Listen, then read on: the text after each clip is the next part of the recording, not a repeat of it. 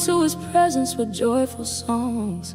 Know that the Lord is God. It is he who made us, and we are his.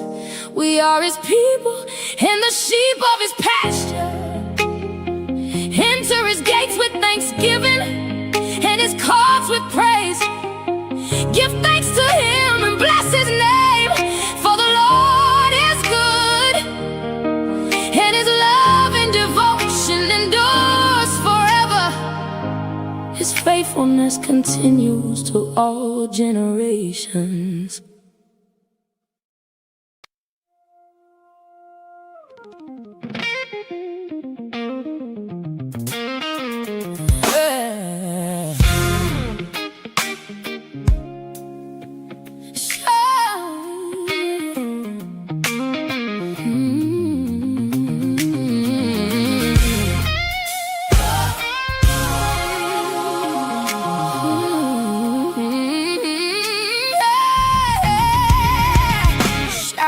For joy, all the earth, serve the Lord with gladness. Come before him singing with a grateful heart. Know that he made us, we are his own. Enter his gates with thanks, walk in with praise. Enter his courts with joy. Call on his name. Shout for joy. Shout for joy. The Lord is good. His love endures. Shout for joy. Shout for joy.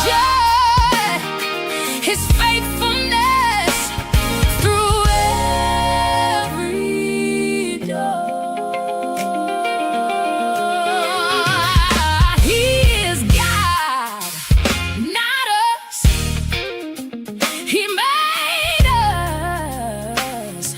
And keeps us. We are the sheep in the field of his care. Give thanks to him, bless his holy name. Enter his gates with thanks, walk in with praise. Enter his courts with joy. Call on his name. Shout for joy. Shout for joy.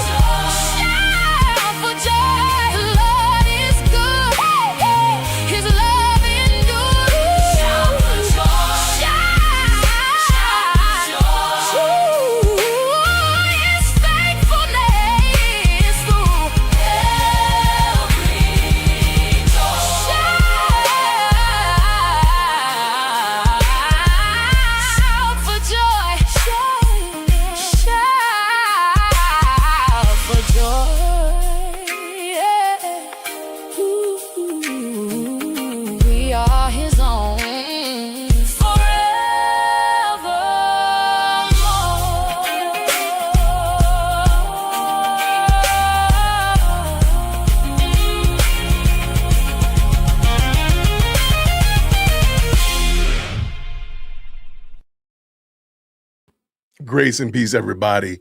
We're back. You saw the thumbnail. You saw the title. It's Monday morning. This is our Monday morning meetup. I appreciate you tapping in, jumping in to the best live chat on the internet and the most electrifying comment section on the planet. I appreciate you all. Hopefully you had a beautiful Lord's Day on yesterday. Today it started out pretty busy over here at Whitaker Park. We're on the final stretch of a summer. Chief Executive Secondborn goes back to school tomorrow. President Firstborn goes back next Wednesday.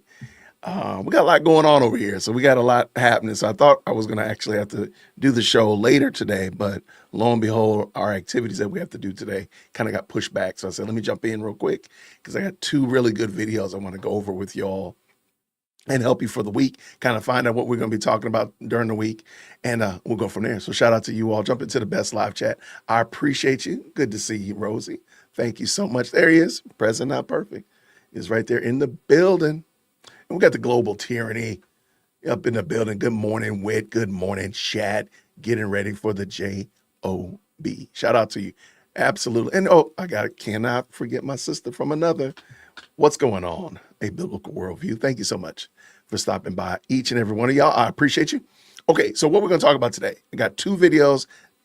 One has been circulating around the interweb streets, the social media suburbs. A lot of you all have seen it, and it's Lauren the Mortician. I want to talk about that because I think Lauren does a fantastic job of explaining things from the service end of death care. They call it death care. And a lot of stuff we just don't know. A lot of it we don't know. And I think it's fair to say, like, hey, I don't know everything about death care. I think that's fair to say. I'm willing to admit that I don't know everything about death care. Whereas we're going to be looking at Baron Coleman, who doesn't have that level of humility. He's going to literally he's crafted his narrative that Charlie Kirk's, from the moment he was declared dead until he was flown out, the timeline doesn't work according to his narrative. And sad to say, nobody cares what you think, Baron.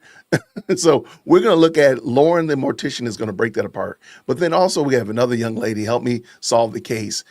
She's going to look at all of the evidence from the Tyler Robinson preliminary trial. It is a little bit lengthy, but it's extremely helpful. Both of the videos are linked already down in the description of this video. So if you don't catch this or you catch it later, definitely go check them out. Or if you don't want to hear me talking about it, either way, I appreciate you. What's going on up in there? How are you, the honey and bunny empress? Thank you so much for stopping by today. Nobody cares what Baron thinks, but the bad thing is Baron, and I think his name is like literally ironic because he's barren of truth. He's barren of honesty. He's barren of actually wanting to be a fair dealer. He's barren of all of that. So I think it is ironic that his name is Baron. Now, granted, I know the proper spelling of his name, but I think he's barren of it. I mean, his name, he should have Ichabod over the top of his live stream. Because I mean, there's no fruit of the spirit, no evidence that you are humble at all. So I want to bring this in and let you see what you think. Oh, they will. Absolutely. Barren of a soul. Absolutely. He's barren of the evidence of the regeneration. I said that. I will stand on that. My name is Jason.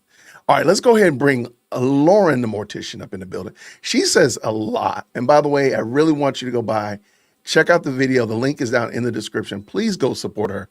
She's an excellent source. If you're just interested in the morbid, I mean, she treats it like I would expect a mortician of her age to treat it. She's not, I mean, it is what it is. I mean, it's somebody's passed on. But she's not disrespectful, so I do want to give her that credit. I want to give her credit for that. She's not a disrespectful mortician by any means. Anyway, let me go ahead and drop this in here. Green hearts in the chat when you can hear. Okay. Hello, fellow mortals. If you're new here, hey, my name is Lauren the Mortician. Yes, a real mortician. And one thing I've learned is that whenever someone famous dies, there's always a lot of speculation about what happened. And I'm not gonna lie, I watch that content too. I like hearing different opinions. I don't like living in an echo chamber. And sometimes people ask really good questions or have really good theories. But every single time one of these cases goes viral, I'm reminded of just how much the general public doesn't doesn't know about death care. And that's not anybody's fault. Most people have never been inside of a funeral home, medical examiner's office, and have no idea what happens behind the scenes after someone dies. We've talked about Charlie Kirk quite a bit on this channel, not because I'm trying to cover every update in the case, but because it's created so many opportunities to educate people about what actually happens after death. That, and I love debunking stuff. It's my life's purpose. Now that Tyler Robinson's trial is getting closer, another wave of Charlie Kirk content is making the rounds. I came across a video by Baron Coleman, and I actually I hate to say it that she like kind of giddies up on Baron. Baron Coleman is just a disaster. think he brings up some interesting questions. His biggest point is that Charlie Kirk's timeline, from his death to the medical examiner's trip to the funeral home to being prepared for a public viewing, seems incredibly short. And honestly, if you've never worked in funeral service, I can absolutely understand why that would raise some eyebrows. So today we're going to do something I've done a few times before, but right now I'm going to be going back and forth with my computer, like hit go, hit play, go. Press We're going the to bar. watch parts of Baron's video together. I'll let him explain what he's seeing, and then I'm going to pause it and tell you what I know from actually working in funeral service my entire life. Now, some of his questions have straightforward answers. Some of them have answers that depend on the circumstances, and some of them are just really good observations that deserve a little bit more context. This isn't about proving anybody wrong. Please do not go and give Baron any hate. If anything, go check out his channel. He does have some interesting videos. This is just about explaining retarded what videos. happens behind the scenes so you can better understand whether this timeline is unusual or if it actually makes sense. And as per usual, cue the intro, Hannah. Wow, Sorry. wow, wow, wow, wow.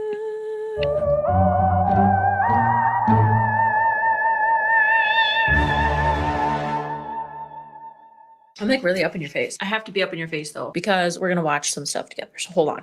Charlie's Okay, so Lauren is going to go through Baron Coleman's recent video talking about the timeline that is too short, right? And she's just going to debunk it.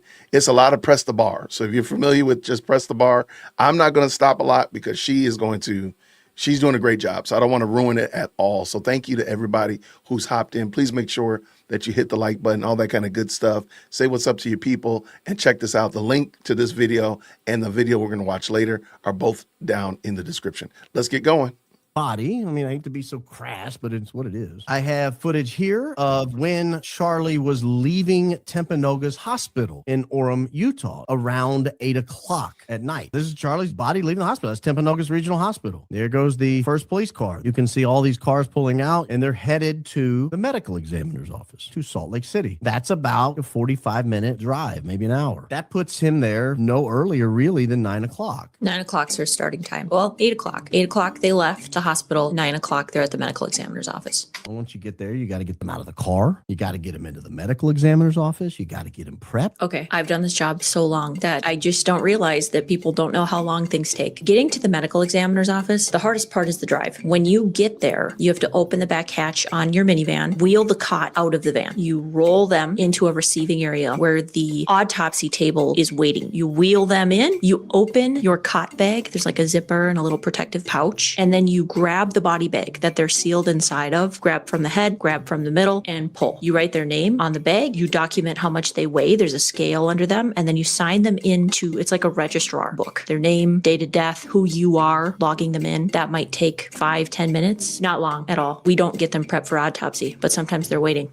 Most of the time, I looked at the policies in Utah. They do not do medical examinations outside of business hours or weekends. So this job is not a Monday through Friday, 9 to 5 type of job. If he leaves Wednesday night at 8 p.m. in Timpanogos and Orem and he doesn't... See, this is the part where the reason I say that Baron Coleman is an idiot is you're crafting a story based upon what you're looking up online. And we all have done it, so nobody's innocent. But this one right here is really egregious because you're crafting a story that fits your insincere questions and your insincere narrative. That's why I say that he's not a fair dealer. If you were just saying, hey, I looked up how long it takes to fix an alternator in a 2012 Honda Odyssey and it should take this amount of time. Well, yeah, you might be able to go to the mechanic and say, hey, it should take 2 hours to repair it. I mean, that would be a reasonable bit. But to say that, hey, well, I know how long it takes to build a 2012 Honda Odyssey because I looked up, how long it takes to get this shipment into this. You would be a fool to do that. And that's what I'm saying. Baron Coleman is literally trying to craft the entire narrative based upon looking up regulations and so on and so forth. And I know for a fact that morticians and undertakers do work after hours. So what Lauren is saying is right on the money. But let's go. Arrive in Salt Lake City till 9. That's outside of business hours. Doesn't matter. Let's just say they decided to do a middle of the night examination. They definitely did. Absolutely. 100%. This timeline doesn't make sense if they didn't. So I absolutely believe that they did. How long does an examination last? Best guess I can get on a typical gunshot, 2 to 4 hours from start to finish. That's the examination. That's not prepping the body back. I'd say that's a pretty good guesstimate, but I feel like 4 hours is a little long. So where our medical examiner's office is, I would have to drive an hour and a half to bring the body into the office. I typically would like to leave there with them the same day if I can, as long as the family has authorized. I can pick them up and bring them back to the funeral home with me. So I have dropped off a body and then sat there and waited. And I might wait an hour and a half, and they're done. And I'm out of there. So if they can get them in right away, they can get them out right away. 4 hours sounds kind of long. I would guess maybe closer to 2. But there's also shout out to Y2K Survivor. Shout out to you. I like that name. Yes, not only is he a high profile person, but in a moment we're going to hear there's a lot of high profile people that are encouraging this to get done. So this was going to get done overnight, no matter what. I mean, come on, let's stop playing the game. So again, this is the part where I'm saying like Baron Coleman shows and demonstrates his lack of understanding and is positioning himself as an expert to his audience. And now they are running with this narrative that he's put in their minds, and they really truly don't have the true information. Continue. I bet you'll find them arguing with Lauren. You'll probably hear him arguing with her. Then you got to put things back together and then. Okay, put things back together. He's talking about putting the body back together. The medical examiner's office does not put the body back together. That is the mortician, funeral director, embalmer's job. All they do is place the organs inside of a red viscera bag. They place that back into the abdomen when they're done measuring and taking samples or documenting. And then they take the body and just kind of place it back together and maybe do a loose stitch all the way down. Then they pull the person over into the body bag and close the body bag. If they do a full cranial exam, they just put the skull cap kind of like back. They don't close everything up because they don't know if that person is going to be cremated. They don't know if they're going to be buried. They don't know if there's a donation team that's going to come in after the fact. They're just there doing their job, and it's not necessarily their job to put the body back together. That's my job, the mortician at the funeral home.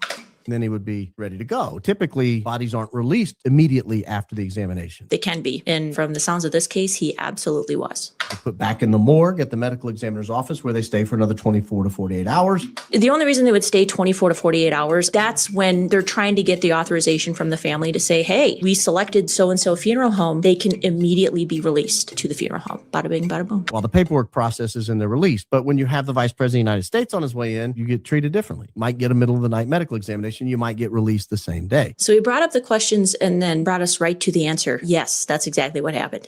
And we know that he was released before 5:04 a.m. because at 5:04 a.m., we have a newscast that had somebody positioned outside the medical examiner's office. We assume they didn't arrive exactly at 5:04 and immediately go on air. So I'm waiting for him to show footage of the funeral director leaving the medical examiner's office, but I don't think he has it. So he's trying to say that the body wasn't picked up. Let me see if there's more. At 5:04 a.m., they had people on site. Another reporter was sitting outside at 10 a.m. These people stayed here from 10 a.m. until 5 p.m. That's because his body was probably picked up right after the autopsy, which was more than likely after midnight, definitely before 5 a.m. A lot happens when somebody calls to report a death to the funeral home. And if they have a plan, and especially, again, high-profile case, there's already plans being made. So when they call the funeral home and say, hey, already, this is the plan. You as the embalmer, you as the mortician, you're already coming up with a timeline in your head. Oh, they need him shipped out immediately. We need to go to the medical examiner's office now. The medical examiner will call you, say, hey, he's been released. You can come now. They'll have an attendant there. Or if it's a smaller office, you can call and let them know you're coming and they can meet you there. So there's definitely ways to pick up people from the medical examiner's office if they're closed, especially on high profile cases. I wish there was an abbreviation for high profile case because I feel like I'm going to say that a lot, but that is what this is. They saw nothing. They saw nothing because they did it in the middle of the night. Because again, we are not a Monday through Friday 9 to 5. There was an embalmer on the phone knowing that they had a autopsy body that they needed embalmed stat. So they picked him up right away. Which Yeah, see, that's the part. Like, you're just assuming that these people are, again, I know for a fact that morticians work and undertakers work 24 hours. Like, if they need to, they're going to be there cremating at 1 o'clock in the morning. They're going to be embalming, the same thing. Like, again, Barron is either A, he's willfully ignorant, or he's just gleefully ignorant and just trying to, or even deceptively ignorant and lying to his audience. But one of those things is true. And so shout out for sure. Okay. means if the 5 a.m. crew didn't see him and they were there for 4 hours, and these guys didn't see him and they were there all day, he had to be gone before 5 a.m. Is that surprising to people? We're like the midnight barber. I would rather go out when there's no traffic, knowing that I need to get that embalming done as soon as possible. And it needs to be a strong embalming too, because they're going to be shipping them out. As soon as that body's been released, I'm there picking him up immediately. For a complete medical examination to take place between 9 p.m. and 5 a.m., that's only 8 hours. I don't know what else to tell you. That's very doable. You've got to get the body in. You got to get it prepped for the examination. See, You have to this do is the a- examination. And see, this is something that you and I probably would not understand either. We would probably think that it's a long process in preparing the body, but it's really not. According to Lauren and other sources, it's not a long process. So for them to, and went later on when he's trying to explain the funeral home, and again, it doesn't happen like that. So shout out to Lauren for sure. Right. Decay and decomposition don't wait for office hours. We only decay from 9 to 5, Monday through Friday. Like he literally said Monday through Friday, like they don't work on Sundays. Like that's crazy work. It's not like a 1-minute deal. Then you got to put everything back together, move the body back to the parking lot. You got to get them loaded up. You got to drive away. All that had. You're bringing up a lot of things, Barron, that don't take a lot of time. All those Right. extra things, the cleaning up, that would take place at the funeral home. Loading him up only takes a couple of minutes and he would be out of there. And I would be speeding, driving on 2 wheels, getting back to the funeral home so I can begin the embalming. All that had to be done by like 4:30. When was there time to do an accurate medical examination? What happened? 2 to 4 hours is the perfect amount of time to do a medical examination. I mean, that's what you said, right? I've seen him do it in an hour. So yeah. You know, there were rumors earlier. So there's actually, this is part of, and I know I told you I wasn't going to talk a whole lot. I'm going to try my best not to, but there's this whole thing that not enough investigation happened. That's why Cantifa loses their mind about whether or not UVU cemented over the plaza, or here they didn't take enough time. They want you to take a lot of time to do something. For what reason? These are professionals. Lauren is a professional. If she says it takes 2 to 4 hours, I got to step back and say it takes 2 to 4 hours. Why would what do I want her to do? Take 10 hours for what? Well, what do you want her to take 10 hours for? She already done. The body's decomping now. What are we doing? She's done her job. Why do you want it to be something different? That's the thing that just doesn't make sense to me. And I see it a lot. So a lot of these people keep making a lot of hay about, well, it went too fast. Speedy trial. I hear a lot of people talking about speedy trial. You mean to tell me you don't think Tyler Robinson's attorneys are working 24/7? What, a speedy trial? They should be ready right now. In any other case, what are we doing? These are the professionals. This is their job. We are the armchair quarterbacks. Sit back and be quiet. Let's go. on that there was no autopsy done. So that was debunked really early on. The medical examiner's office there, they don't know who, but I have a contact at the office. They were very kind and told me that the autopsy was done. I was able to verify their credentials. So I know in my heart of hearts that he did have an autopsy done. But also it's standard practice with a murder investigation, homicide, self-unaliving. If there's an investigation, they're going to have an autopsy. There was rumors going around that he didn't because some sort of officer was like, he didn't get sent down for the autopsy, but he did. I don't know why that got leaked. Nevertheless, I will accept on its face that it happened. Again, I just want to say it definitely happened. Just to recap, his body left the hospital at 8 o'clock, arrived at the medical examiner's office about 9 o'clock. Best educated guess is the autopsy happened right away. And then after midnight, he was picked up by the funeral home, embalmed immediately. And now we are on to the next day. He's thinking that they left the hotel around noonish. We have a picture of Erica Kirk draped over the casket. We were initially told this picture was taken at a different funeral home. This picture was not released until after Erica gave her speech on September 12th. So there was really no idea where the picture was taken. He left the medical examiner's office and went to a funeral home, but we didn't know which one. Then we know he went to Air Force Two and went back to Arizona to a different funeral home. He's talking about the fact that one funeral home picked up his body, did the preparation work. They had the viewing at that funeral home, and then a secondary funeral home received him into their care. Very common for funeral homes to work together. Very common for Erica Kirk to call the funeral home she actually wanted to use in Arizona. The Arizona funeral home is going to then get into contact with the Utah one and say, hey, we have Charlie Kirk at the medical examiner's office. I need help. Would you be able to go over there, pick up his body, embalm him for me, make sure that you make it a little extra strong of a solution, hit him hard because we need you to then fly him out the next day. And actually, by the way, no big deal. The vice president's going to be there on Air Force Two. Totally No doable. stress. That's why we have answering services that answer our phone calls 24/7. There are still some funeral homes that answer their own phone calls still. Shout out ASD. We were able to look at the interior of the funeral home where it pulled into and realize that's not the same funeral home where the picture took place. So those pictures weren't in Arizona. They couldn't have been. It's very common for families to come have an open casket gathering to say goodbye, to really spend time with their person. No matter how long or short that time is, then we close the casket, we go to the airport. It just depends on what the family wants or needs. And if they wanted that time with their loved one, then the funeral home will accommodate to make that happen before we bring them to the airport. We dug around all of the funeral homes in the area. Luckily for us, they have different furniture, different carpet, different trimmings on the walls. I love the dedication. I love it. And we were finally able to figure out which room this picture was taken in. It's this room here. It's a really nice funeral home. And we know because there's paneling on the wall consistent with what we saw. We saw these lamps and we saw this carpet. The carpet reminds me of the girl's dress. You couldn't tell if it was white or blue. Just be glad it's updated carpet, because most funeral homes, the carpet is like the last damn thing that they update. That's pretty nice carpet. And by finding Okay, I'm sorry. The fact that Baron Coleman is excited over the fact that he thinks he found the room that the viewing of the body happened in is diabolical work. Like, for real, sir? Like, for real? Like, really? That's really what you're hanging your hat on? Because then in a moment, he's going to talk about how long it took to get from this room down the hallway. He's like, as if he measured it. It's crazy work. I'm like, dude, for real? Like, for real?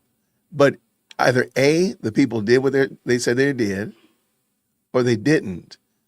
If you're saying that they did, then all of this other malarkey about, we found the room, look at the paneling. In a minute, he's going to literally talk about how long it takes to walk down the hallway.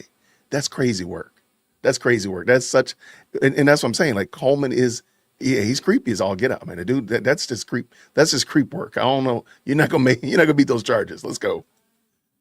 the room, we're able to map out how long it would take to get from the medical examiner's office to that funeral home. How long? More importantly, we're able to find out how long it would take to get from that funeral home back to the airport. This is dedication. Here is the picture, just in case you don't believe me. Well, nobody believe This cares. was the same funeral home. Tell me this is not the same place. If the earliest arrival time, we'll call it 1:30. Do you know what time Air Force Two landed at Salt Lake City? 2:24. It's an hour away. So if you get to the funeral home at 1:30 and the Vice President of the United States lands an hour away, You're guessing that they got there at 1:30. I'm going to guess they got there at 1 o'clock, 12:30, definitely sooner.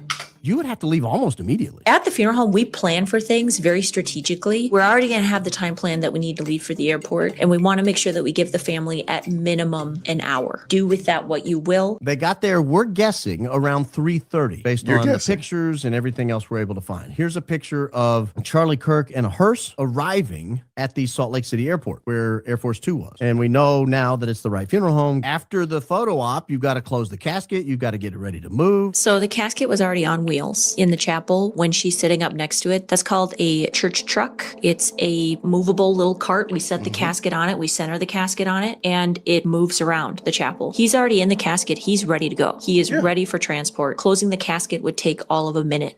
You've got to bring in the little wheelie thing. You got to Already on the wheelie thing. wheel them through the funeral home. You got to Another minute. wheel them through the garage. You got to load them up into the car. You got to lock the casket in place. You got to shut the doors. Again, I think all of that would take tops 10 minutes. Like when we're ready to go, we're ready to go. Family's not going to mess around. Follow me. We're on our way to the airport. Let me also jump in here. If you've ever done a military funeral, had a loved one or been a part of a military funeral where they're going to be interned at a military cemetery, you know what she's about to say right here is the gospel truth.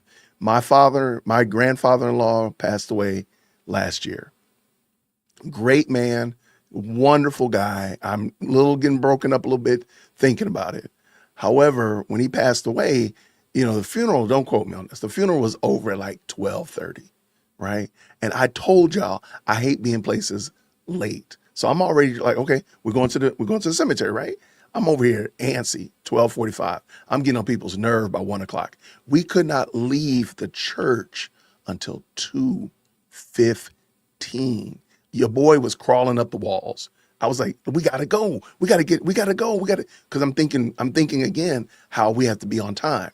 But no, you cannot get to a military cemetery 5 seconds early. You cannot. You cannot get there early. You have to get there. If they say you cannot be there until 12:30 or 2:30, you cannot be there at 2:15, Jason. You better not show up there at 2 o'clock because you're going to be standing outside. They will not let you on the property. And they did not. So long story short, when Granddaddy passed away, we what she's about to say is true because I saw it happen. You got the police escort, you blowing stoplights, all that kind of stuff like that. And guess what? They open those gates up to the cemetery, you roll right in. They will not open those gates up beforehand. So everything she's saying right here, I agree with 100%. Because I saw it in real time. It's not like you run in, do a photo op for 3 minutes, and then immediately, all right, let's pack it up. Let's go. We did our photo op. Get out. I think they could have done all that in 15 minutes because they knew that they'd get to see him again. It's not like that was the final goodbye. They had their own private burial. So this was more of a let's spend a little bit of time with him before we fly him off and then drive all together to the airport. I've done airport pickups and drop-offs for active duty military that have died, and you all drive together to the airport. You stay in a line because you're meeting somebody at the airport and they're bringing you onto the tarmac. That's a process. That's a big process. So you need to arrive together in as few vehicles as possible. You all want to ride together, maybe have a limo where everybody can ride in one vehicle, just so that we don't get separated and then we don't take up the whole tarmac with 50 different vehicles. So we're all going to drive together. We're all going to arrive together, and they're going to direct us to the place that we need to go with the body so that we can be a part of the process of them unloading the casket and then us loading it onto the plane or deplaning. Both of the ones that I have been on the tarmac, they had died active duty and then were flown to me. So I met with the family ahead of time. We went to tarmac and we waited while they unloaded, and then we placed them in the hearse and we started heading back home to hometown. Earliest they could have possibly arrived was around 1:30, and then they would have had to leave by 2:30 in order to get to the airport on time. And it's not like it takes 1 minute to pack up the body and get it into the hearse. I think I would need 2 minutes. How long could she possibly have been there? Normally, if you're the funeral director and you're calling the family and they know that there's a time crunch, you set that expectation immediately and you tell them, this is how much time we have at the funeral home. We only have 30 minutes and then we need to be on the road. They want to be on time too. They don't want to be behind schedule, especially if you have Air Force Two waiting on you, that rhymed, at the airport. So families are very understanding and very flexible, knowing that we have a timeline. It's interesting because Now, let me say, I agree with everything Lauren said, except I didn't get the privilege of the Air Force Two kind of situation in a tarmac. So, everything else she said, I agree with. I could amen, but I didn't get, Daddy didn't get the Air Force Two kind of situation. So shout out to that for sure.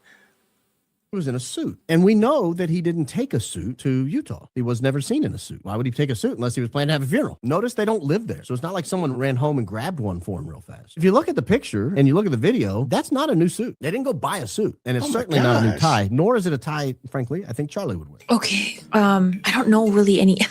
I want to input on this because families will absolutely buy new suits. Yeah. He's trying to say that it's a suit that Charlie already owned. And I think the only person that really knows that would be Erica or the family. Again, I think we're downplaying how quickly someone could get into town. They could have had an assistant that flew with the suit overnight. They could have had someone immediately get in the car and start driving. I really don't know. I do think it would be doable, even if they showed up, and I'm being for real, with the suit at noon. I could still have him dressed and casketed if they were going to be there at 1:30. And maybe that's why I've talked about the cosmetics on Charlie's hands and how they're really orange. Maybe that's why his cosmetics were so not that great. Why his hands looked so orange is because it was a rush job. They rushed the cosmetics. Definitely could have been totally doable. You would not put makeup on his hands until after he was in the suit. So that would actually explain maybe a little bit more on why I didn't like his hands, because they didn't spend a whole lot of time on him. They just very quickly dust, paint, wanted to make him look as lifelike as possible, even though he's very dead. Okay, so let's talk about what I think the timeline probably looked like, because I noticed something nobody was really talking about. Like, this guy didn't bring up the embalming. I was waiting for it. I was like chomping at the bit. He didn't bring it up, unless he did, and I missed it, but it was 3 hours. Well, see, the thing is, Baron Coleman is an idiot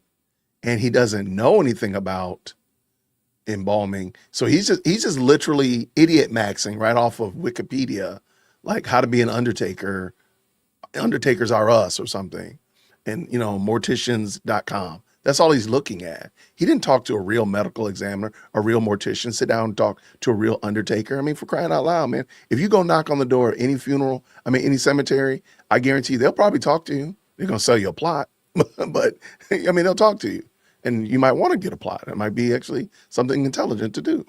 But I think you get the point. Like, just the idea that it wasn't a new suit. It wasn't a suit that I think Charlie would wear the tie. How stupid is that? That's some grade A retardedness, man. That is. I'm sorry. Based upon information and belief, Baron Coleman is an idiot, and he's idiot maxing. He's trying to get as much idiocy out into the world as possible. Like, really? That's just dumb.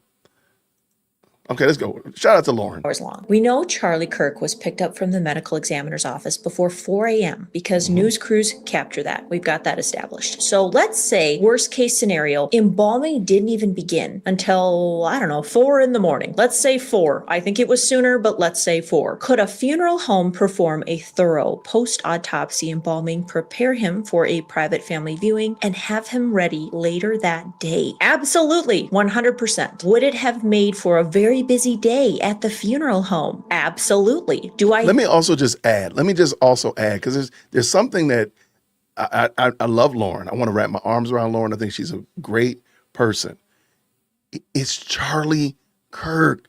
Come on. We are talking about, they're going to probably move heaven and earth to do this in a day. It doesn't matter. It is Charlie Kirk, for crying out loud. Now, for you and me, we're going to be on this slab for about 3 days, right? We're not going to get this treatment. We're not going to get this special treatment.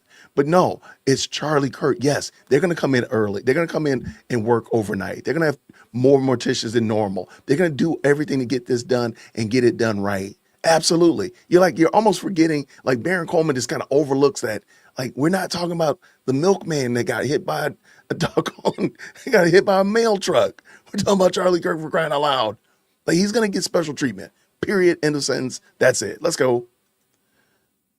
think that they were still embalming him when the family came in to make arrangements that morning and pick out the casket. Yes, I think that's a very real possibility. But looking at it through funeral service eyes, nothing about this timeline made me go, wait a second, that's impossible. Quite the opposite. Now, embalming isn't a one-size-fits-all. It depends on a lot of things. Was it a full autopsy? Was it just a cranial exam? What condition was the body in? Every case is different. Because this appears to have been an active investigation, I'm assuming it was a full autopsy. And when we're embalming someone after a full autopsy, we're not just embalming one body, one unit. Every limb has to be embalmed individually. The head is embalmed separately. The organs, which are placed in that red viscera bag during the autopsy, also have to be chemically preserved before they're returned to the body. We're trying to get as much drainage as we can while injecting each limb, each arm, each leg, everything. It's a lot of work. I'm not going to lie. It would take hours. Personally, I think the embalming was probably the longest part of this entire process. If I had to guess where the bulk of the day was spent, it was right there in the prep room. Once the embalming was complete, he would have been dressed, placed in the casket, and prepared for a private family viewing. I could have had him dressed and casketed and starting the cosmetics within an hour. There are several different ways that day could have unfolded, but every version of that timeline is completely reasonable from a funeral service standpoint. One question I kept seeing, how do you know Charlie Kirk was embalmed? I want to talk about this because there is absolutely a 0% chance I would have a family come in and view an autopsied body that had not been embalmed. No. And with her videos and photos that she took with... And maybe we need to find out. I don't know what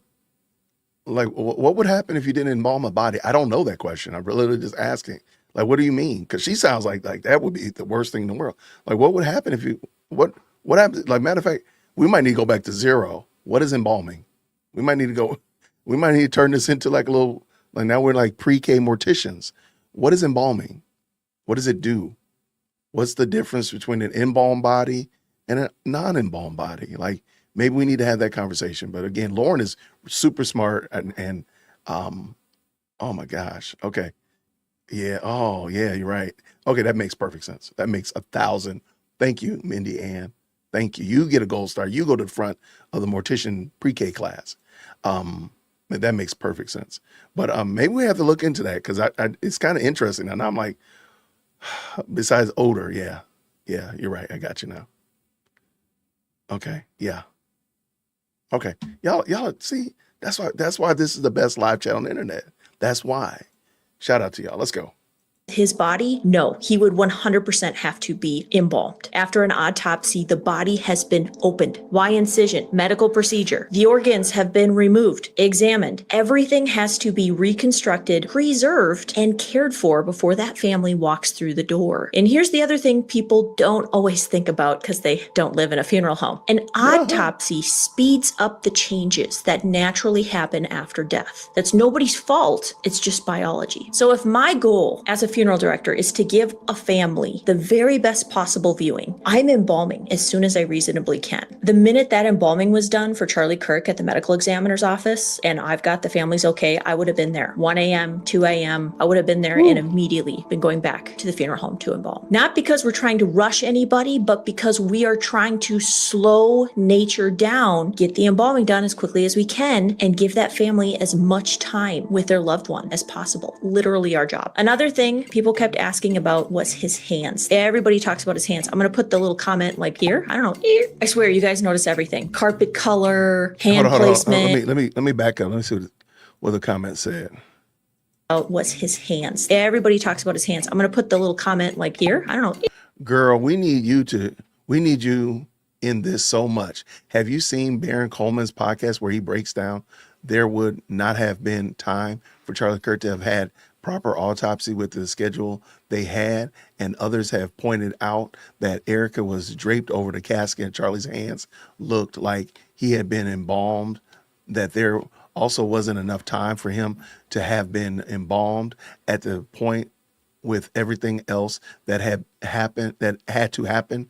I don't know what to believe. You are the expert, absolutely begging for a follow-up on this one. Okay, that's a reasonable, that's a humble ask.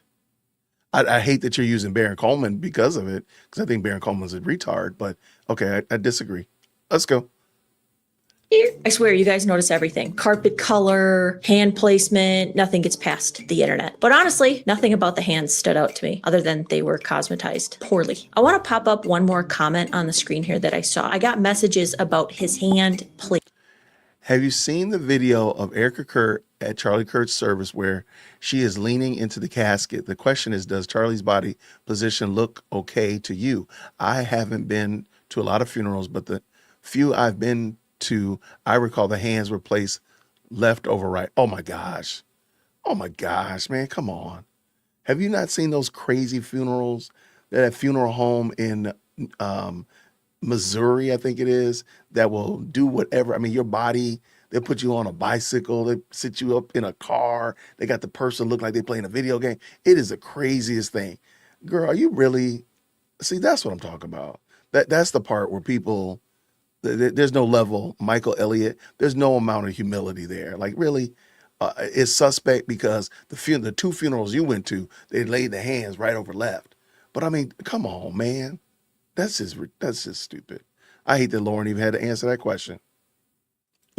How Charlie Kirk's hands were placed in the casket. Because typically we're used to going to an open casket and seeing the hands one over the other, kind of like they're here. Not here. Down. Right. I I've know seen you can't like see that. that, I've but I'm seen like like down, this. like right above my belly button or at the belly button. There isn't a funeral director rule book that says every person has to have their hands folded exactly one way. More commonly, we'll place one hand gently over the other. Sometimes, especially if someone has broader shoulders, a larger frame, maybe they're heavier set, their hands rest a little farther apart because, well, that's just what looks the most natural. We want them to look comfortable. I don't want you to look like you're trying to fit in an itty bitty casket. I want you to look comfy. I don't want it to look like I'm posing an action figure. So by having Charlie Kirk's hands down and not one over the other, the question is why? Could it have simply been the embalmer's preference? I think so. Absolutely. I also noticed he wasn't wearing a wedding ring. A lot of funeral directors will intentionally leave the left hand visible over the right. So if somebody wears a wedding didn't see ring, that. families often notice that. They notice those little details. Without one, there's a little bit more flexibility in how you position the hands. So if you're looking at his hands, still trying to run with that mannequin theory, and you're thinking, oh, that's weird, why are his hands down here? To me, that looked like a completely normal casket presentation. Well, I finished filming this stitch, and now it looks like I might have to make another one because Candace Owens has entered the chat again. So stay tuned for that one. And if you enjoyed this video where I stitch the another Lord, take the creator wheel, and Jesus. explain the funeral Take the service wheel, side of Jesus. things, Please let take me the know wheel. down in the comments. I've stitched videos before, but this is the first time I've really done it with another YouTube to YouTube creator. And I do want to thank the original creator for starting the conversation. Again, no hate whatsoever. He seems like I a really got it. nice guy. I He's feel a like we'd have retard. some really interesting conversations. And he He's a brought up dummy. questions that a lot of people were already wondering about. I just happen to have a perspective that comes from working in funeral service, and I hope it helps explain why some of these things aren't as unusual as they first might seem. At the end of the day, you're allowed to believe whatever you want. Isn't that great? My job isn't to tell you what to think. My job is to explain how funeral service works, because most people never get to see the behind the scenes, behind the curtain, until it's their family member. If I can make one confusing day make a little more sense for someone, then I've done my job. I'm Lauren the Mortician, and I debunk death myths for a living. We talk about death, dying, and decay, whoa, or kind of whatever in the mood for. If you couldn't tell, I could talk about this stuff all day long. Yes, you So if you can. enjoyed today's video, don't forget to like and subscribe and stick around for more funeral science, death myths. And we do Morbid Monday every Monday. So see you around town. Now, we've talked about some pretty heavy stuff. I think we have earned some mango kisses. So let me go get the mango.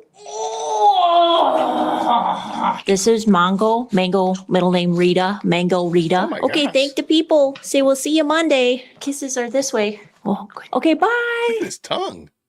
Ay, ay, ay. I'm not a dog person. Shout out to Lauren the Mortician. I thought that was very helpful.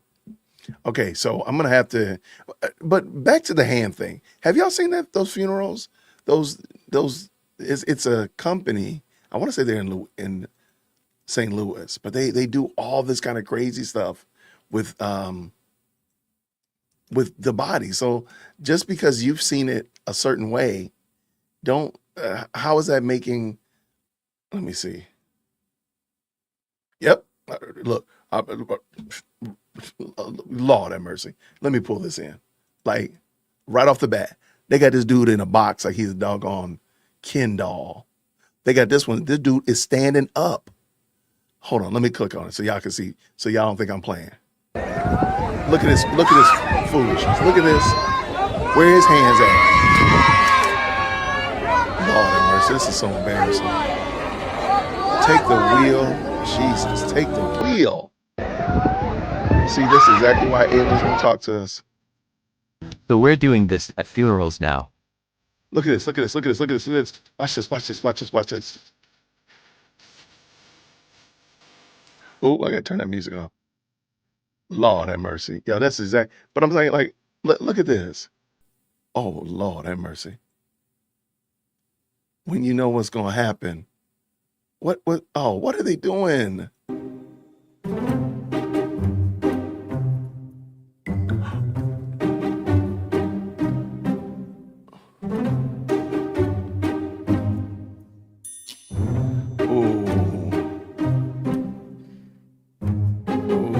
That just looks bad.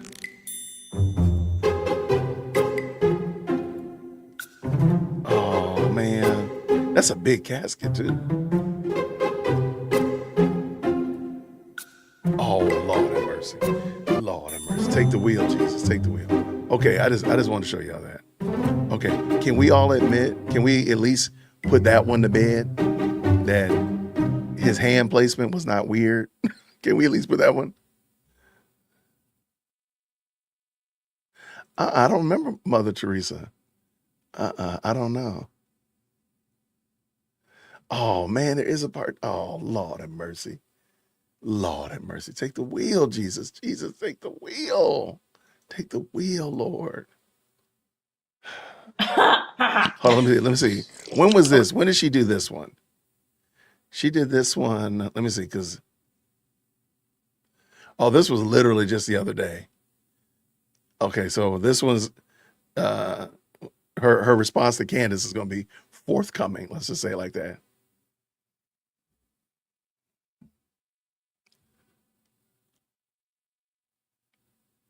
Yeah, I mean, a cremation. I told y'all a cremation. The urn can be buried. You can bury the urn and have a spot. Most cemeteries have an urn garden. You can put it like it's almost a mausoleum for the urn. So there's a lot of different ways, man, to deal with that. So just to say like, oh, this should only be one way is crazy work. That's just insane. I mean, there's no other way around it. You're not going to beat those charges. It's just silly.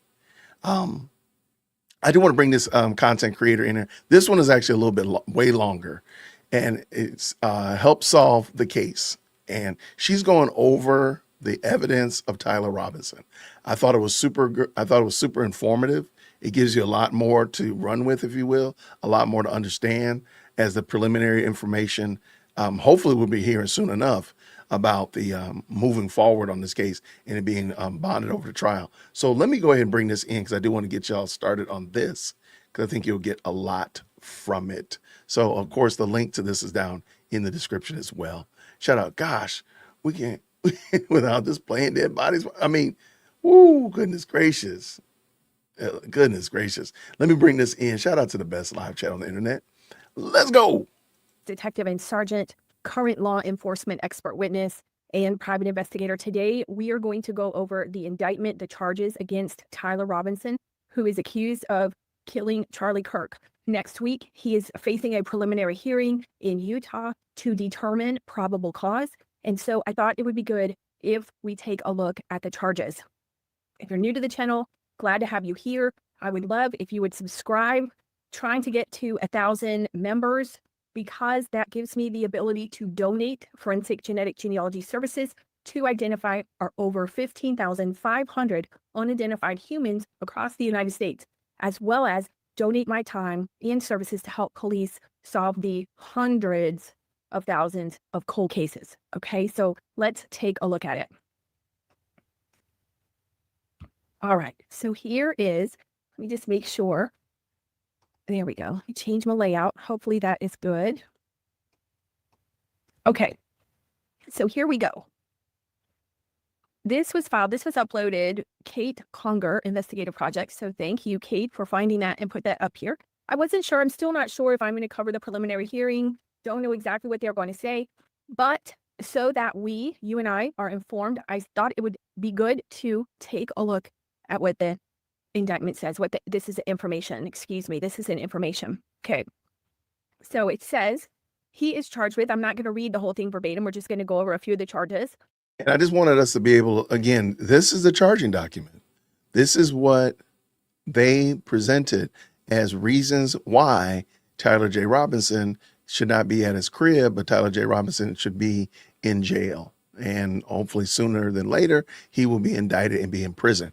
This is the charging. So let's go ahead and go over that again. This came from the Utah County Attorney's Office. Count 1, aggravated murder, a capital felony. Okay, that's death penalty. In violation of Utah code that on September 10th, 2025, in Utah County, the defendant, Tyler James Robinson, intentionally or knowingly caused the death of Charlie Kirk under the following circumstances.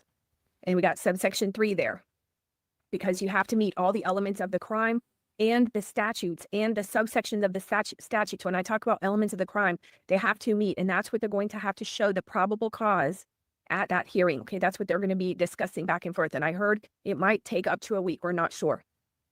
Okay, so it says subsection 3 here, the defendant knowingly created a great risk of death to another individual other than Charlie Kirk and the defendant. Okay, so that's a special circumstance there.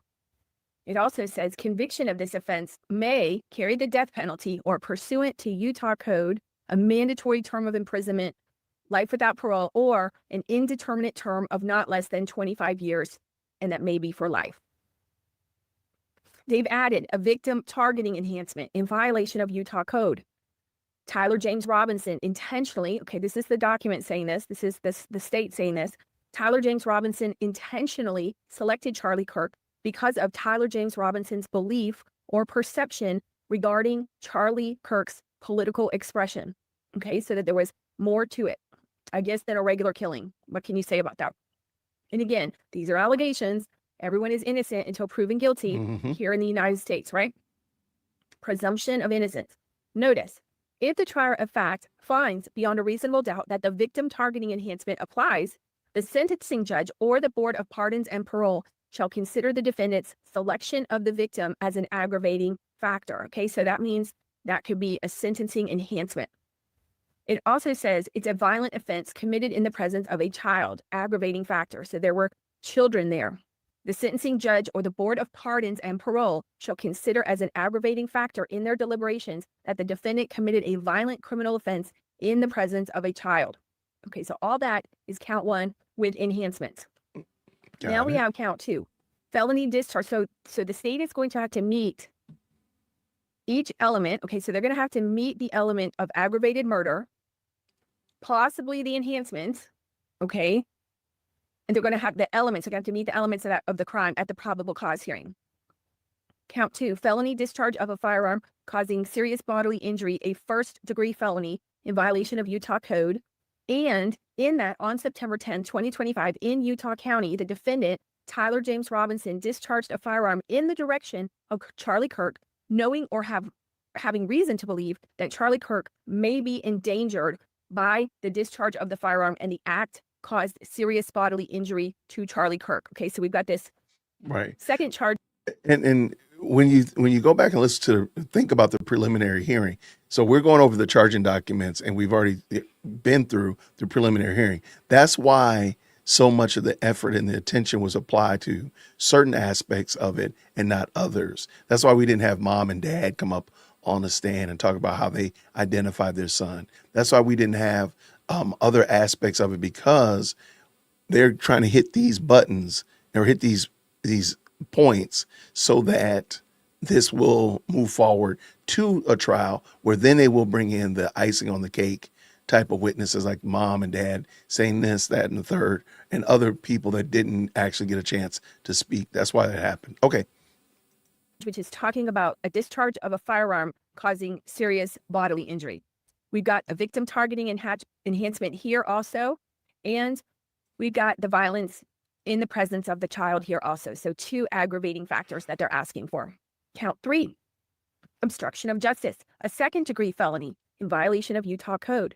In that, on September 10, 2025, in Utah County, the defendant, Tyler James Robinson, with intent to hinder, delay, or prevent the investigation, apprehension, prosecution, conviction, or punishment of any person regarding conduct that constitutes a criminal offense. Okay, so it could be any point in this process, all the way from hindering the investigation up to punishment. Okay, that he allegedly concealed or removed the firearm used to shoot Charlie Kirk, and the conduct that constitutes an offense would be a capital felony or first-degree Wow. felony. Now, this is interesting here because in how many cases, not too many cases that I see, people toss murder weapons all the time. People hide and conceal murder weapons all the time. And we rarely see an obstruction of justice charge for that. So that's very interesting here. They're talking about concealing or removing the firearm from the crime scene. Okay. Most crimes that we see, people are taking the murder weapon with them, right? So very interesting. Trying to think about what are they doing here with the strategy. Count 4, another count of obstruction of justice, a second-degree felony. In that, on or about September 11th, okay, so that's the next day, in Utah County, the defendant, with intent to hinder, delay, or prevent the investigation, destroyed, concealed, or removed the clothing. Okay, so that's 2 counts. I mean, on the prosecution side, I like that. So it's not only the weapon, it's the clothing, they're saying. He destroyed, concealed, or removed the clothing he wore during the shooting, and that conduct constitutes an offense, would be a capital felony and a first-degree felony. Okay, so the destruction is coming in with the conduct for a capital felony. Okay, it doesn't say that in the other one, I don't believe. It does. Okay, now, why is clothing important? Gunshot residue, Right. trace evidence, all kinds of stuff. Things, right? Matching the description, matching videos, things like that. That's why they want the clothing, right? Count 5, tampering with a witness, a third-degree felony in violation of Utah code. In that, on or about September 10, 2025 in Utah County, the defendant, Tyler James Robinson, believed that an official proceeding or investigation was pending or about to be instituted, or intended to prevent an official proceeding or investigation, and attempted to induce or otherwise cause his roommate to withhold testimony, information, a document, or an item, to wit, directing his roommate to delete incriminating text messages. Okay. Again, don't usually see this on the front end. We usually see it on the back end. Okay, here we have another one, tampering with a witness. Let me know what you think in the comments, right? They are doing what's here called loading them up. Okay. Another tampering on September 11th. He attempted to induce or otherwise cause his roommate to withhold. That's pretty darn specific there. Okay. Bam, bam, bam, bam, bam. Okay. Count 7, violent offense. They usually say charge up, plead down. Okay. Violent offense committed in the presence of a child, a class A misdemeanor. In that, on or about September 10th in Utah County, committed criminal homicide in the physical presence of a child younger than 14 years old with knowledge that a child was present and may have seen or heard the commission of the criminal homicide. And there's a victim targeting enhancement here on this one. I'm not sure why it's just on that one, because of they're stating Charlie Kirk's political expression. And again, these I are didn't understand it either. allegations. Okay, this is the charging document. These are the things that they're going to have to show probable cause for at the hearing this coming week. Okay, here's the probable cause statement. This is how the state is saying they got to those counts, to those charges. Okay. Okay, so I just want to real quick, we're going over the charging documents again, because I do think that it will help us to better understand. Hopefully sooner than later, we're going to get the word from Judge Graff that this is going to in fact move on to an actual trial, which I think is the right thing to do. But I just think we should go back over this. And I thought she did an excellent job of explaining it. So shout out to her. Let's go. So we have Brian Davis of the Utah State Bureau of Investigation. So he's the police officer having probable cause to believe that the defendant committed the above listed offenses, submitted the following evidence in support of the filing of this information. Okay. So he must have sat down with the attorney general or the state attorney. I didn't see who signed this. and gave them enough information that satisfied the state to file the information. Okay. Many times in different states, police officer can make an arrest or they can file an information. When I came from Florida, the state attorney could file an information. We can make an arrest, they could file an information. We used to sit down and we would sit down with the state attorney, we would go over the case and they would file an information, okay? Which is different than an indictment. Okay. So here's what he says. Okay, so this is what they're going to have to prove. This is what they're going to talk about this week. On September 10th, 2025, at approximately 12:23 p.m. So think about these things. If you're watching it, take some notes, do some screenshot, and see how they're going to hold this up. Because the defense is going to come and say, nope. And the state's going to say, yep. Okay, we always have our two shows that are going on, right? Prosecution and defense. So, some of this is not indisputable. So on September 10th at approximately 12:23 p.m., Charlie Kirk was shot and killed. I'm going to actually take some notes here. While speaking to a large crowd on the campus of Utah Valley University in Orem, Utah. Okay, so this is interesting. We don't have Orem police making this statement to the state attorney. We have Brian Davis of the Utah State Bureau of Investigations, which I'm not too familiar with Utah, but that sounds like the state agency. Here in Arizona, we have DPS. In Florida, we had FDLE. It sounds like that's the Utah one, okay? So they're taking the primary, or they're the one relaying the information. Just an interesting point, okay? So he was shot, again, allegations, shot and killed speaking to a large crowd on the campus of Utah Valley University in Orem, Utah. I think we know that, right? Okay, so that says counts 1 and 2. Okay, so count 1 and count 2, because he was shot and killed. All right. That is the 1 and the 2, felony discharge of a firearm causing serious bodily injury. We observed the serious bodily injury. We did know that he died. Now, the aggravated with the intentionally, that's the part. Okay. That's the intentionally part. And that the defendant did it, okay? Because these are, again, allegations. So they're saying that covers counts 1 and 2. It's nice. They're trying to help us out here. Police found the suspected murder weapon, a bolt-action 30-06 rifle nearby. Over the next, just gonna make a note here, because I'm going to watch it probably. Over the next approximately 33 hours,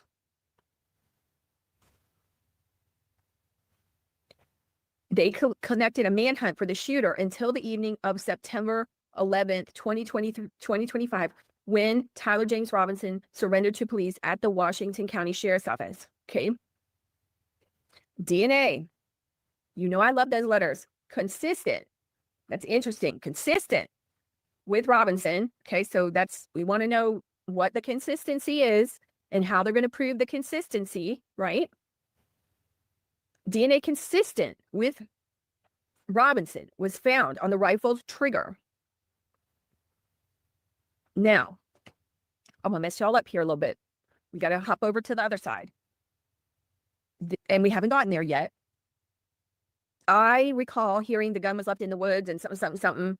So could somebody else, let's just theorize, have in the period that the gun, I don't know exactly when the time frame that the gun was found, but these are the things that we have to start thinking, like the defense.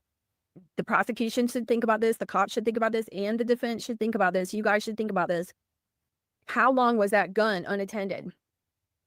That maybe, could it be possible that somebody else did the shooting and Tyler just collected the gun? If that is his DNA, we don't know, it's consistent. Okay, so we got to understand what consistent is. And remember, we only need probable cause. We're not beyond a reasonable doubt yet, but these are things, if you're the prosecution and you're the defense, if we're looking into this case, we got to start thinking about this. What if he picked it up, in the woods and was like, oh, cool rifle. DNA on the trigger. It doesn't say DNA on the stock, DNA on the barrel, or anything like that right now. That's where we are, okay? Just throwing that out there, things to be thinking about. After shooting Mr. Kirk, Mr. Robinson hid the gun, count 3. That is concealed or removed the firearm, okay? discarded the clothing he wore when he fired the rifle. Okay, we saw that one. And told his lover roommate to delete incriminating text messages, count 5, that's obstruction, and not talk to police, count 6. And children were present at the time of the shooting, count 7. So, let's see if they're going to give us more details here. The shooting. Turning Point USA, a nonprofit organization founded by Charlie Kirk, organized an event. I'm just going to summarize a little bit here. The event was the first in a series of similar events. He's a well-known, I don't know which one you say there, conservative activist, famous for these types of events where he discusses various political issues and debates with audience members. His events and comments have garnered a significant number of supporters and draw the ire of many who disagree with his political views. The event was announced far in advance and garnered significant publicity and interest. Several hundred people attended. Mr. Kirk was interacting with the crowd before the event officially got underway. Then at noon, approximately at noon, Mr. Kirk seated himself under a portable canopy behind a table and a microphone. He began speaking to the crowd, fielding questions, a format Mr. Kirk commonly used. He allowed his questioners to approach the microphone positioned directly in front of him. And we can see that from the video. Mr. Kirk's team members were very close to him on his left and right, as well as some behind his canopy, others at various close locations. The crowd surrounded him on 3 sides. Temporary metal fencing separated attendees. Directly above and behind was the Hall of Flags, an indoor walkway spanning several hundred feet, floor-to-ceiling glass windows, which overlooked the plaza. People were in the walkway at the time of the shooting. I believe that they're setting the stage, no pun intended here, for the possibly injuring other people. I think we saw that in one of the counts, okay?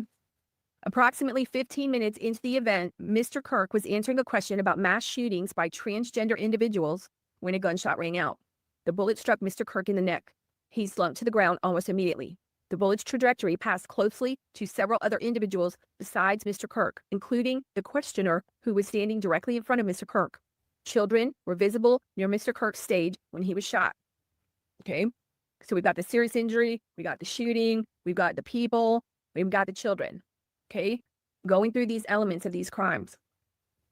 Mr. Kirk was rushed to a nearby hospital where he was declared deceased. The medical examiner's report is pending, and that is at the time of this information. Okay, so now they're talking about surveillance. What did surveillance pick up? At the moment of the shot, the UVU police officer was watching the crowd from an elevated vantage point. As soon as he heard the shot, he began to scan the area for threats. Believing the shot came from a rifle because of its sound, he looked for potential sniper positions. He noted a roof area approximately 160 yards away from Mr. Kirk as a potential shooting position and rushed there to look for evidence. The suspected shooting position is adjacent to an open, publicly accessible walkway. To access the suspected location, a person must climb over a railing and then drop to the roof, only slightly below. The UVU officer climbed over the railing and down onto the roof. He then walked to the suspected shooting position and confirmed a clear shooting corridor between the position and Mr. Kirk's sight line, maybe. I'm not familiar with the shooting corridor, but nothing was blocking it, okay? He also noticed markings in the gravel rooftop consistent with a sniper, interesting choice of words, having lain on the roof. Impressions in the gravel potentially left by the elbows, knees, and feet of a person in a prone shooting position. Okay, do we have photos of that? Did he disturb it? What do we have to see that was the shooting position? We would look at trajectory. We would look at distance, wind, all that stuff. Was it possible? Was the gun possible? And was that preserved? Was that measured, right? Think when I'm looking at this, we know it's gravel, but I'm thinking about the beach. Think about kneeling down at the beach or kneeling down in the sand. Grass doesn't usually work that well, but if you kneel on your elbows and your knees and your feet, you're going to see the 3 divots maybe or whatever. Did they measure them? That would be a good question for the defense. Did they measure it? Did they take photos? Was it disturbed? Okay. Police reviewed surveillance from the camera covering the roof and discovered that it recorded an individual dressed in dark clothing cross the railing from the public walkway and drop onto the roof at approximately 12:15 p.m. Although the individual moved out of the camera's view for a short time, the camera again captured the individual running across the roof and then low crawling to the area the UVU officer recognized as where the suspected sniper had dropped into a prone shooting position. After a short time, which matches the known time of the shot, the individual arose and ran across the roof to the northeast. This discovery, so it sounds like things are kind of matching up. Whoever that Mhm. dark clothed individual is. Discovery led to an intensive review of UVU surveillance recordings to attempt to track and identify the suspect. Surveillance revealed the following. At approximately 11:51 a.m., the suspect entered the campus from the north. He is seen wearing a black shirt with an American flag in its center, a dark baseball cap, and large sunglasses.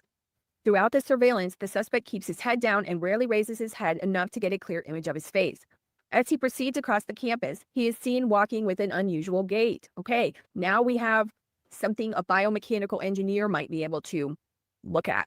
Okay, And that's why, again, they went through all of that during the preliminary. That's why they focus on certain elements and not others, because they got to get him there, because they got the DNA there, and so on, and his dad or grandfather's gun there. All those kind of things all play a part. I totally get what they're doing. So let's keep this going. We're almost the finished, by the way. suspect walks with very little bending in his right leg, consistent with a rifle being hidden in his pants. Uh-oh. Okay, that's interesting that they know that at the time they wrote this information. Just throwing that out there, right? I was thinking physical deformity, physical injury, past physical injury. Okay, no, they're saying it's the rifle hidden in his pants. Okay, we have to have linkage on the defense side and the prosecution side. We have to have linkage from start to finish of how one person becomes that person and then leaves and the gun becomes that gun and all that. Okay, connecting the dots. Okay. This unusual gait continues until the suspect is seen crossing the railing off the open walkway and onto the roof, where he leaves the camera's view. A camera later captures the suspect as he runs across the roof to the suspected shooting position. Do we see a weapon? Immediately after the shot was fired, a camera captures the suspect running across the roof, carrying an item whose shape is consistent with the rifle. The suspect is then seen climbing down from the roof. He appears to drop the item he was carrying as he hits the ground in a controlled fall. He then picks up the item and runs towards the northeast end of campus. And I know there was a lot of controversy when this happened about, what that camera showed, the getting off the roof thing. Expanded crime scene investigation. Law enforcement officers followed the suspect's escape path to the northeast end of campus, where they believe the suspect left campus and entered a wooded area. In that wooded area, investigators found a bolt-action rifle wrapped in a towel. So where was the towel the entire time? How long between the shooting and finding the rifle? The rifle contained 1 spent round and 3 unspent rounds. This is consistent with the facts officers observed at the time of and immediately after the shooting. No shell casings were found on the roof, suggesting a bolt action rather than an auto-loading weapon, and only a single round was fired. Now, my gun people, if the casing popped out, what do we know to do? Police your brass, okay? I see a lot of probable cause written up like this, that just because there's not a casing, it must be a this or that. It must be a pistol. It must be a this. It must be a that. What do you guys think of that, okay? Each round in the rifle, and again, I don't know how much a 30-06, I don't know how many rounds it holds, how many are left. Each round in the rifle contains an etched inscription as follows. I don't even know how to pronounce these right. Notices, bulge, OWO, what's this? Hey, fascist catch. Arrow symbols. Oh, Bella, ciao. I don't speak Italian. If you read this, you are gay, LMAO. How many rounds go in a, so they say the fired one. How many go in a 30-06? The rifle, ammunition rounds, were there fingerprints on the casings and the rounds? The rifle, ammunition rounds, oh, here we go, and towel were sent for forensic processing. DNA consistent with Robinson's was found on the trigger, consistent. Okay, other parts of the rifle, okay, we didn't hear that before. The fired cartridge casing, 2 of the 3 unfired cartridges, and the towel. Okay, so we're moving away from, it sounds like, the accidentally picked it up in the forest, right? Mm-hmm. Just theorizing, playing both sides here. Okay. It's What if, picked what up if, in what the if? forest. Law enforcement was unable to immediately locate the shooter, so they published photos of the shooter from the UVU surveillance cameras and asked for the public's help to identify him. Meanwhile, law enforcement continued to try to identify the shooter through other means. Now, just because DNA is on the casings and the rounds and the trigger does not mean beyond a reasonable doubt. We're not at beyond a reasonable doubt. We're just raising questions. We're at probable cause. Okay, which is way less. And that's why the preliminary hearing went like it did. It was not like a probable cause. I mean, like an actual trial. So just so we can kind of get a better understanding of it. She's just going through the charging documents, which I thought were helpful.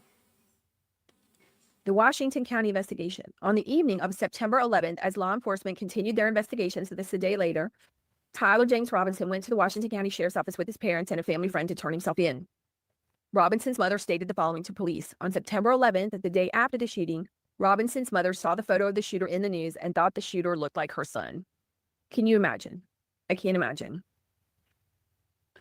Robinson's mother called her son and asked him where he was. He said he was at home sick and that he had also been at home sick on September 10th. Robinson's mother expressed concern to her husband. It's got to be so hard that the suspected shooter looked like Robinson. Robinson's father agreed. Sometimes it's really hard to do the right thing. Again, this is allegedly, right? But even the fact that you have to suspect your own child and turn your child in, I can't imagine. Robinson's mother explained that over the last year or so, Robinson had become more political and had started to lean more left, becoming more pro-gay and trans-right oriented. She stated that Robinson began to date his roommate, a biological male who was transitioning genders. This resulted in several discussions with family members, but especially between Robinson and his father, who have very different political views. In one conversation before the shooting, Robinson mentioned that Charlie Kirk would be holding an event at UVU, which Robinson said was a, quote, stupid venue, end quote, for the event. Robinson accused Kirk of spreading hate. Robinson's father reported that when his wife showed him the surveillance image of the suspected shooter in the news, he agreed that it looked like their son. He also believed that the rifle that police suspected the shooter used matched a rifle that was given to his son as a gift. As a result, Robinson's father contacted his son and asked him to send a photo of the rifle. I'm guessing thinking he would have got rid of it. Robinson did not respond. However, Robinson's father spoke on the phone with Robinson. Robinson implied that he planned to take his own life. Robinson's parents were able to convince him to meet at their home. As they discussed the situation, Robinson implied that he was the shooter and stated he couldn't go to jail and just wanted to end it. When asked why he did it, Robinson explained there is too much evil and the guy, meaning Charlie Kirk, spreads too much hate. They talked about Robinson turning himself in and convinced Robinson to speak with a family friend who is a retired deputy sheriff. At Robinson's father's request, the family friend met with Robinson and his parents and convinced Robinson to turn himself in.